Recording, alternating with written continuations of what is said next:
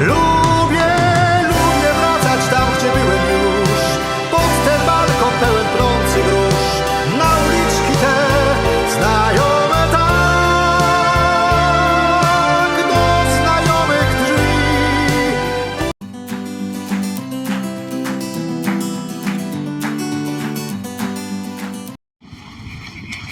Dzień dobry. Dzisiaj tak głupio gadam do mikrofonu, ale nie chcę już mi się go w kółko montować i przypinać i odpinać. Mam trochę stracha przed tym, żeby on mi tutaj był przypięty, żeby przypadkiem nie odpadł. Co ja robię? Dzisiaj robię coś takiego, że sprawdzam moc mojego biletu, tego Deutsche Ticket, tak? Deutsche Ticket. Jadę na Hauptbahnhof i wsiadam w pierwszy pociąg, który ma w nazwie literki RE lub RB. To są pociągi regionalne, którymi mogę na tym ponoć bilecie podróżować nawet po całych Niemczech. No wiadomo, to nie są super ekspresy. Nie wolno mi jeździć pociągami IC i IE i tymi dalekobieżnymi, szybkimi, ale jak najbardziej kiedyś korzystałem z tych regionalnych, poruszają się też szybko, sprawnie, bardzo fajnie. Więc nie wiem, gdzie dojadę, gdzieś jadę się napić matę. Matę, może pączka zjem. Mam dobry wynik, więc mogę pączka zjeść. Tak więc ruszam. Nie będę tutaj dużo gadał i nagrywał, będę takie krótkie filmiki robił, raczej z tego, gdzie się na chwilę poruszam i tak dalej, dlatego nie będę ani mikrofonu montował, a kamery dosłownie będę włączał na chwileczkę, żeby znaleźć tylko ten ruch, pokazać, prawda? Tak samo mówię, ciągle nie wiem, gdzie dojadę, ale jadę na południe. Dlaczego? Północ sobie zostawiam na ciepłe dni, kiedy będę mógł sobie tam podjechać na plażę z rolką i wtedy będzie to chyba bardziej interesujące, myślę. Jadę na południe. Zobaczymy, gdzie mnie południe. Zobaczymy, gdzie mnie rzuci. Na razie.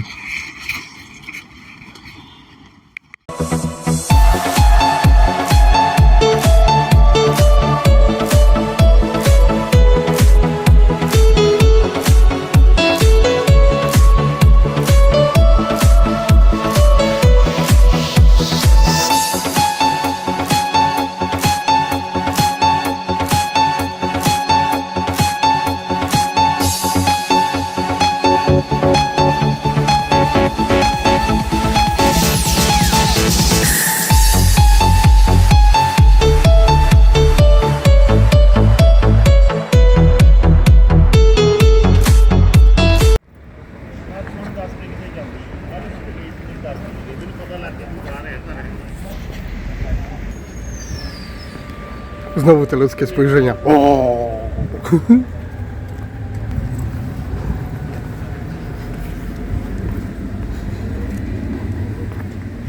Wiecie, co zauważyłem?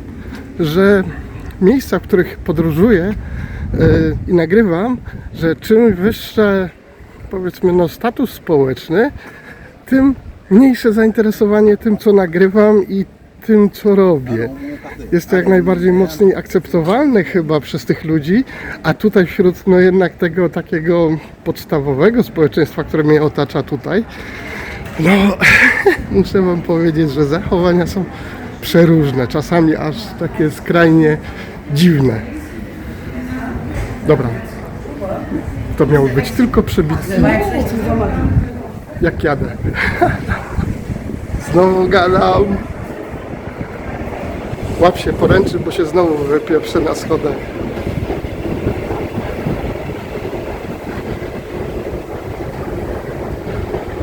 Osoba, która wymyśliła schody ruchome, powinna dostać Nobla.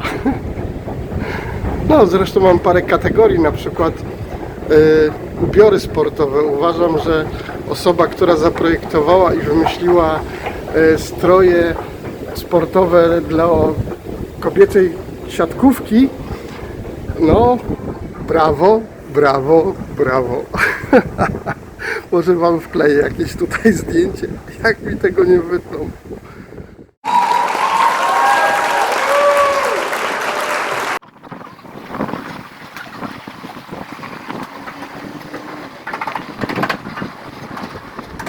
Wiele razy było pytanie, co to za linia, do czego służy ta linia.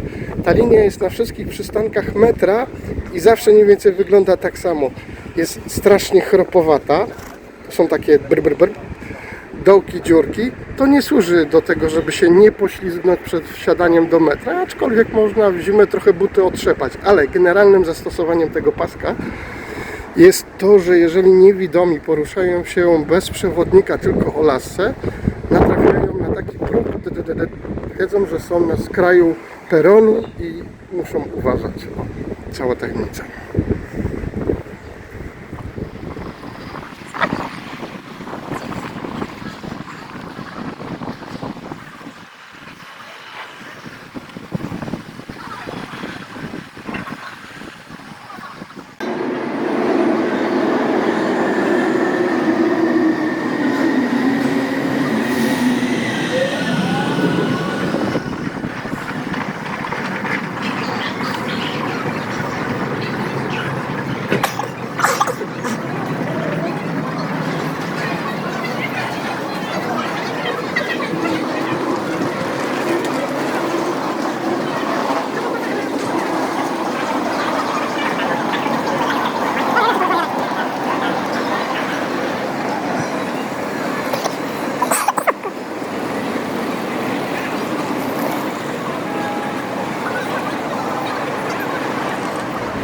Bet Odosla, Travel Strand to odpada. To jest Lubek, to jest kierunek północ. Tak jak mówiłem, interesuje mnie kierunek południe. Kiel, Rostock, Schwerin, ICE, nie, takimi to my jeździć nie będziemy. Wiedeń.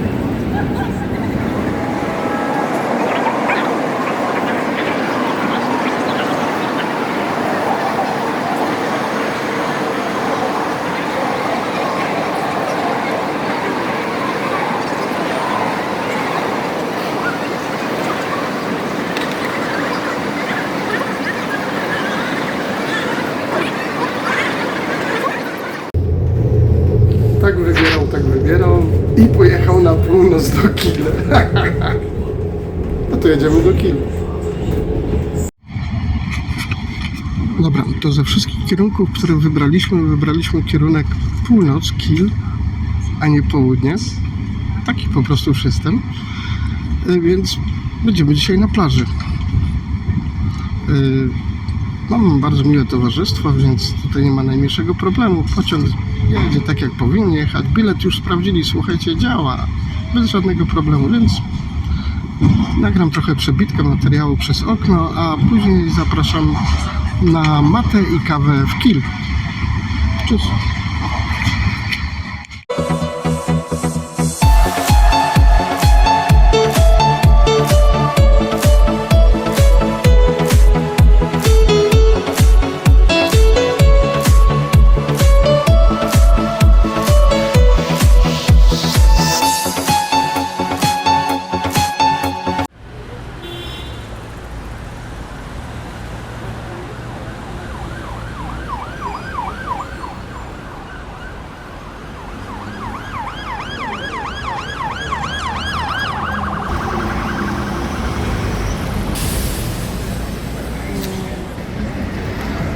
Dworzec główny z Kiel i tutaj jest główne wyjście. Tam po prawej stronie macie, od wyjścia po prawej jest port. Tutaj jest ciekawa rzecz, słuchajcie, da mi się przybliżyć. Tam w tyle, zobaczcie, bardzo podobna wieża. Skąd my tą wieżę znamy? Tam taką samą mamy w Hamburgu. Co my tu mamy? Mamy tutaj centrum handlowe. Szukałem. Chyba nie tego szukałem. Chyba no po prostu centrum ulicy. Ja się przejdę nad wodę tam. Ja się przejdę nad wodę i będę raczej tam szukał jakichś sobie widoczków, zdjęć i innych takich rzeczy. No po prostu ulica jak ulica. No po prostu ulica. Centrum handlowe. No tego raczej nie szukałem. Bardzo architektura podobna jak w Hamburgu. Idę nad wodę.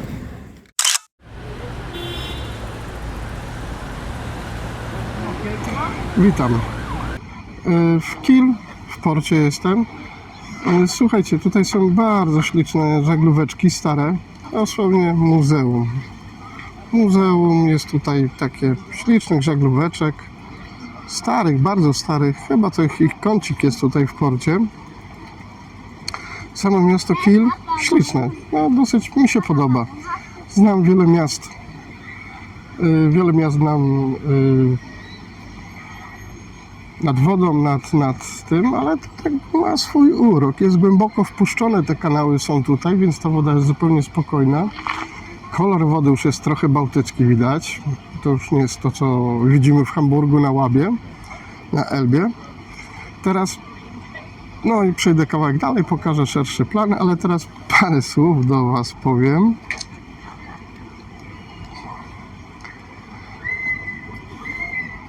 Cyk.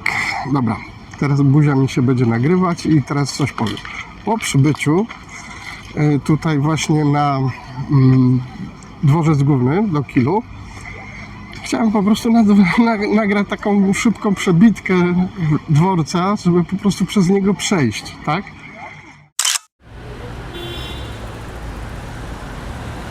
I na końcu peronu stały z jakąś budką sobie dziewczyny. Strasznie się oburzyły to na nagrywanie, że jest nagrywane to, że jest oj, Luszyn. Ja mówię, hej. Ja mogę po prostu wyciąć wasze twarze, ale nie to, że ja zrobię Luszyn całego filmu. No nie ma takiego prawa, żeby mi kazać skasować cały film. Może co, ja skasuję cały kanał, albo skasuję, no nie wiem, wszystkie nagrania, które miałem do tej pory, bo pani sobie nie ma ochoty się pokazać na wideo. Dobrze, rozumiem, szanuję to prawo, tylko pamiętajcie, o co prosicie operatora. Ponieważ jeżeli przebywam w miejscu publicznym, powszechnie dostępnym, mam prawo nagrywać i rejestrować to, co chcę. Jeżeli znajdziecie się przypadkowo w kadrze, a ja nie robię tego świadomie, to po prostu sorry bardzo, żeście się tam znaleźli. Oczywiście można podejść do operatora i go poprosić o to, żeby zostać wyciętym. Dzisiejsza technologia nie dość, że twarz pozwoli wyciąć, to potrafię wyciąć was całych z filmu i nie ma z tym najmniejszego problemu, tylko trzeba powiedzieć, że sobie tego nie życzycie, nie chcecie być na tym filmie i zostaniecie usunięci, nie ma problemu. Ale przyjść i wypyskować się i nakrzyczeć, że proszę skasować cały film, to prawo nie do końca tak działa, ponieważ podeszła ochrona dworca głównego i oczywiście też się wdali w niepotrzebną dyskusję, bo akurat na ten temat guzik wiedzieli, chyba po prostu nie mieli przeszkolenia w tym temacie i po prostu nie wiedzieli nic na ten temat i w tym momencie zaczęli opowiadać bzdury, że muszę mieć zgodę. Zapytałem się, czy ten dworzec akurat, bo żaden z dworców nie jest objęty zakazem filmowania. Są niektóre, ale to są naprawdę wyjątki, zakazem filmowania, dworce główne, ale jako takiego nie ma. Możesz sobie strzelić fotę na dworcu głównym, nagrać troszkę wideo. To, że ktoś się znajdzie w kadrze, trudno, to jest miejsce publiczne.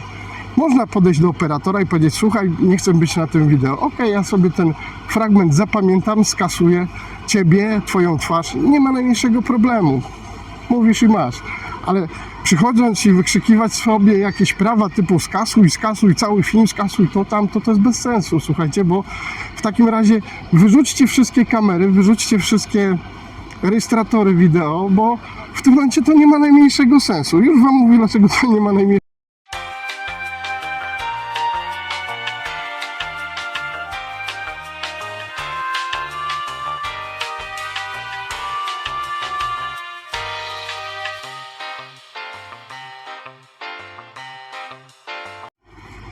Wyobraźcie sobie, że jedziecie gdzieś na wycieczkę do Grecji, na wyspy, tak? No i byście chcieli mieć stamtąd pamiątkę. Ale na takiej Grecji, na tej wyspie, oczywiście są mieszkańcy, tubylcy, tak? I teraz sobie zaczynacie rejestrować swój pobyt w tej Grecji, na tej wyspie. Robicie sobie wideo, a tu nagle zaczynają wam podchodzić tubylcy i mówią, proszę skasować. I co? I po tygodniu lub 2 tygodniach na takiej wyspie wracacie gówno, a nie z pamiątkami wideo lub foto. Więc w takim razie, jeżeli chcemy żądać od kogoś kasowania wideo lub foto zastanówcie się, w jakim robicie to miejscu. Jeżeli to robicie w miejscu ogólnie powszechnie dostępnym, to nie macie takiego prawa. Możecie operatora poprosić o to, żeby was po prostu usunięto z kadru, żeby was nie było widać. Można was całą postać już obecnie usunąć. Nie stanowi to jakiegoś specjalnego wyzwania w tym momencie. Za mną popatrzcie te łodzie zabytkowe. No naprawdę, cacuszka. Ładniusie to jest. Ja to jeszcze tak powoli sobie postaram się nagrać szybko, a będę marudził po drodze jeszcze. Nie dogadałem się teraz. O, słuchajcie, no jest to ładniusie. I słuchajcie, zobaczcie, jakie to śliczne te łódeczki. No. Naprawdę, dużo pracy to kosztuje, wam to mówię, bo jestem z nadmorza i wiem, że takie rzemiosło, takie szkutnictwo jest to nie dość, że strasznie drogie, ponieważ to drewno musi być specjalne do tych łodzi. To nie jest tak, że sobie pojedziecie do obi, kupicie sobie kawałek deski i to będzie można już wstawić. No nie tak to wygląda. No wracając do tego nagrywania osób, dlatego powiedziałem, jeżeli jesteście w miejscu publicznym, powszechnie dostępnym, to nie liczcie na to, że każdy będzie kasował na wasze życzenie całe wideo. Ja mogę wyciąć was z filmu, mogę was całą postać wyciąć, tylko proszę to powiedzieć, tak? A żądanie usuwania materiału,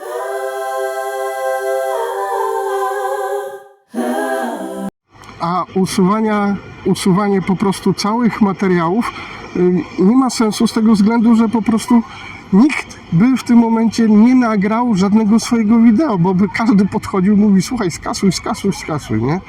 To by było pozbawione sensu, więc w takim razie zastanówcie się czasami,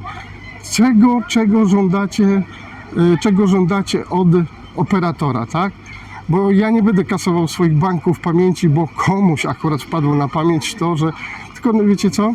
Najśmieszniejsze jest to, że największy problem mają z tym ludzie, którzy akurat mają coś do ukrycia. Nie to, że tam pokaże ich się twarz na YouTubie czy coś. Nie. Najczęściej mają problem to ludzie, którzy mają coś do ukrycia. Te młode dziewczyny podejrzewam, że może akurat miały być w szkole albo gdzieś, a nie fuchy walić w pracy. Mnie to nie interesuje, nie będzie ich na żadnym filmie, nie ma problemu. Tylko tak powiem ku przestrodze na przyszłość, o co prosicie czasami, z czym walczycie, prawda? Bo tutaj miałem tylko jeden telefon do nagrywania i tym telefonem sobie nagrywałem, żeby mieć po prostu te takie, jak obiecałem, takie szybkie przebitki do tego, żeby tam pokazać, że się poruszam między właśnie tego typu wszystkimi rzeczami, jak dworzec, jak miasto. I teraz sobie wyobraźcie, że jako już taki, powiedzmy, wcześniej mocno zaawansowany, początkujący taki wideooperator, może osoba, która już ma taką szerszy dostęp i wiedzę na temat właśnie wideo, kręcenia, sprzętu, materiału, czy ja mogę mieć na przykład w plecaku bank rejestracji wideo na Bluetoothie? Co to jest? To jest coś takiego, że wszystko to, co kręcę kamerą, jest rejestrowane do mnie, do plecaka, do mojego banku. Więc kasowanie tego na komórce może ma jakiś sens. Powinienem okulary wyciągnąć, ale dobra. Może ma jakiś to sens, bo na komórce skasuję, a to w banku sobie zostanie. No dobra. Inna rzecz, a jeżeli akurat prowadziłem streaming online, live'a na przykład na YouTube'a i na Twitcha, na dwie platformy, zaznaczę od razu, co wtedy? Wtedy nie dość, że tego się nie da tak średnio na jeża usunąć, bo to już poszło w sieć, w internet, to po drugie, lipa prosić później o usunięcie. Co ja, usunę ludziom oczy? Czy internet usunę? Więc zastanówcie się, o co prosicie i czasami z czym będziecie walczyć, bo to czasami po prostu jest bez sensu. Tak jak na przykład teraz tutaj kręcę. Za mną jest kładka, która tutaj prowadzi na drugą stronę tego kanału i jest to miejsce jak najbardziej powszechnie dostępne dla wszystkich ludzi. I teraz co? Ja mam przebiec się po tej kładce tam i z powrotem i wszystkich pytać o pozwolenie, tak jak to sugerowała ochrona dworca głównego. Nie, to jest pozbawione sensu. A jeżeli będziecie na placu Świętego Piotra w Watykanie, w momencie kiedy ogłaszają papieża ogłaszają i na placu jest paręset, może tysiące ludzi i kręcicie wideo, to co przebiegniecie się po wszystkich dookoła i się zapytacie, czy udzielają wam pozwolenia na kręcenie? Więc porozum do główki czasami, tak? Skrócę rączkę, bo się zrzuca w oczy za mocno, nakręcę do przodu wideo, żeby tutaj też jakieś zapaści nie dostali ludzie, ale będziemy się zbliżać do bardziej centrum turystycznego Kielu, więc tam będzie jak najbardziej można kręcić, bo sobie nie wyobrażam, że w głównym centrum Kielu albo coś. Zwracam uwagę na wodę. Zmieniła kolor, już dawno jej nie widziałem. Jest taki kolor bałtycki się zrobił, do którego jestem bardziej przyzwyczajony. Nawet ten zapach tej wody jest inny. Tak, człowiek z nadmorza czuje zapachy morza. To pachnie po morsku, a nie tam jak w Hamburgu. Ta żółta rzeka, Yangtze chyba się nazywa. Nie, tak, ten kolor to już mi przypomina Morze Dom. Dobra, składam. Odwrócę was. Odwrócę kamerę, ja. Ok, dobra. To jest to właśnie taka jedna z nóg, ich jest tu 3 lub 4. W ogóle to jest właśnie takie jedno wejście dla promów. To jest bardzo taka turystyczna. Tu stoi jeden. Jak mi się uda przejść z włączoną kamerą, że jeżeli znowu ktoś szkawki nie dostanie, pokażę wam, że tych promów tu stoi raz, 2, 3, 4, 5 naliczem, ale tych dużych, naprawdę super wycieczkowców. Więc panie miasto Hamburg, gdzie ty ma swoją turystykę morską, gdzie tam od biedy czasami zawita jeden stateczek. Kiedy tutaj w taki weekend, taki no jeszcze nie w pełni turystyczny, mają 4 i to poważne statki, to panie Hamburg, no tak lipa. Dobra, idę na tą kładkę, zobaczę, czy mam dobry tryb wyłączony, żebym za bardzo sobie kamerą, raczej chyba dobry. Więc tak to wygląda port. Będę patrzył kamerą w tamtą stronę, żeby ludzie znowu szajby dupy nie dostali. Dlatego jeszcze raz powtarzam, jeżeli prosicie operatora o usunięcie waszej twarzy, bo nie wyrażacie zgody na nagrywanie, no to okej, operator to usunie, ale nie żądajcie usuwania filmów, bo jestem w przestrzeni publicznej, wolno mi nagrywać, wolno mi robić zdjęcia.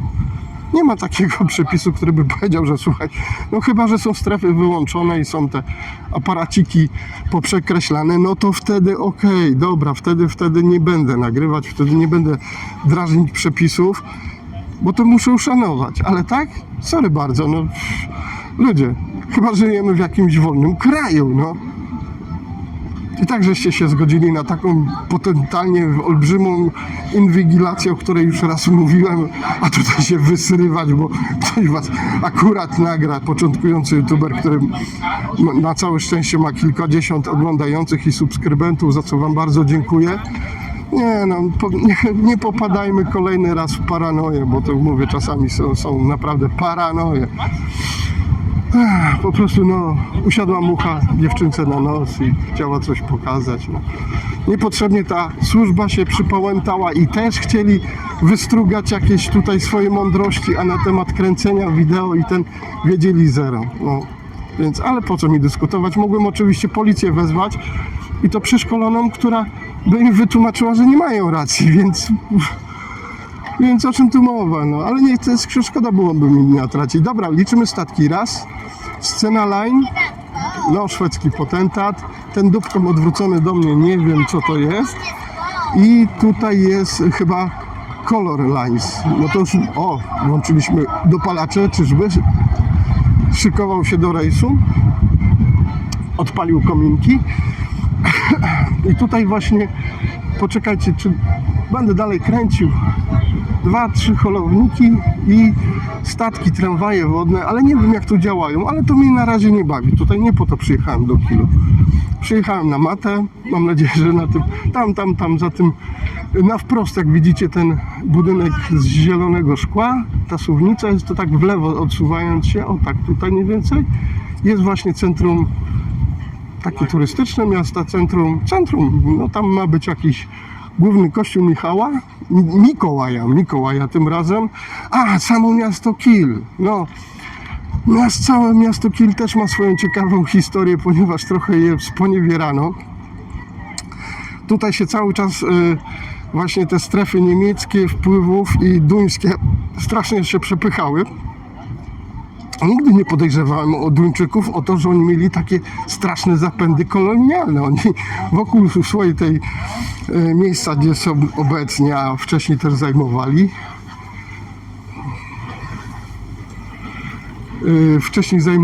to po prostu strasznie się na boki rozpychali. Do tego stopnia, że przez jakiś czas w samym mieście Hamburg też mieli swoją kolonię aż do granic Altony. Zresztą tam będę wam palcem pokażę, no tam było. Wręcz polski kościół, polska misja katolicka na Reeperbahnie stoi na granicy właśnie duńsko-niemieckiej, granicy między duńską kolonią a Niemcami. No więc panowie Duńczycy, no bo chyba ten skipper z pingwinów z Madagaskaru, to tak was za nic, to tam on was nie lubił strasznie. Słuchajcie, będę zoomował, jestem na dobrym trybie, chyba tak. Słuchajcie, zobaczcie, tam. Dobrze pokazuję, to jest dziób tego statku, Color Line. Tam stoi kolejny wielgusek, widzicie? On ma z 10 pięter do przodu, do góry, no. Też to nie jest maleństwo tam, no kurczę, jak go dobrze widzę. O, właśnie tam jest. Wielki, cholipka. O, tutaj jest dziób tego statku i tam za niego się wyłania. Cześć mewy. Ciekawe, że te mewy nad całym Bałtykiem tak samo skrzeczą. więc panie Hamburg. Tu tak na dzień dobry mamy raz, dwa, trzy, cztery takie wielkie wycieczkowce, a u nas taka, no bida, jak jest jeden duży, to jest wielka afera w gazetach. Tu schodzimy, tu jest dworzec główny w Kielu. A, jeszcze miałem dwa słowa domienić o Kielu. No oczywiście Kiel należał do miast hanzeatyckich. Swój wielki rozwój datowali na 1200 coś tam. Wtedy stali się tacy sporo wielkim portem. Przed I wojną światową któryś tam z cesarzy wpadł na pomysł i tutaj zainwestował w stocznię, która bardzo pchnęła miasto do przodu. Ciekawa historia, taka jeszcze parę szczegółów, że w 1200 pary, czyli w XIII wieku, miasto wstąpiło do Ligi. Właśnie tego słowa mi zabrakło. To jest Liga Miast Hanzeatyckich. Tego słowa mi brakowało. To jest Liga. Wstąpił do Ligi Hanzeatyckiej, ale w połowie XVI wieku wyrzucili z tej ligi. Około 1512 roku. Słuchajcie, za co? Dawali schronienie piratom. No jako takie, no musieli dawać tym piratom, ponieważ no wyrzucili ich z tej ligi, no. Nie wiem jak to się później, już nie doczytałem później jak to się potoczyło. No więc miasto Kiel ma dosyć ciekawą taką historię kolorową. Nie jest strasznie usztywnionym miastem. No jedna rzecz mnie bardzo tak zadziwiła, to że miasto Kiel było też bombardowane strasznie przez te właśnie stocznie, które tu posiadali. Czytałem właśnie o takim strasznym nalocie, który RAF zorganizował na miasto Kiel. O, tutaj wchodzimy już do centrum miasta. Wchodzę ja do centrum miasta, aby udać się tam w prawo. I tutaj zbombardowali strasznie to miasto i strasznie nad tym ubolewali. Wiecie co? Wiecie jaka jest notatka historyczna na temat tego bombardowania? Że przez 3 dni nie jeździły tramwaje i autobusy, przez 3 dni nie było bieżącej wody, przez 7 dni nie było gazu, a przez chyba 2 czy 3 tygodnie no mieli jeszcze jakiś taki problem, czy tam oczyszczalnie ścieków nie działały, czy coś. No faktycznie, strasznie ucierpiało to miasto. No kiedy powiedzmy jak nam Warszawę na przykład wyrównali do zera, to miasto przez długie kolejne miesiące nie nadawało się do niczego. A tutaj 3 dni nie mieli bieżącej wody. Tragedia naprawdę. Miasto tam posiada swój oczywiście taki Hafen City, bogate domki, tam podejrzewam, że one sporo kosztują. Tam coś na kształt doczytałem, że to jest właśnie kolejny hotel z tą wieżą taką tam. No nic, będę zasuwał do środka do miasta, tak placyk z atrakcjami takimi turystycznymi, no wszystko według normy, tak jak powinno być. Tak jak powinno być. No, turystyka. Dobra, idę sobie dalej. Guziczek zgubiłem do wyłączania. Miałem go w łapie mieć, ale przykładałem gimbala.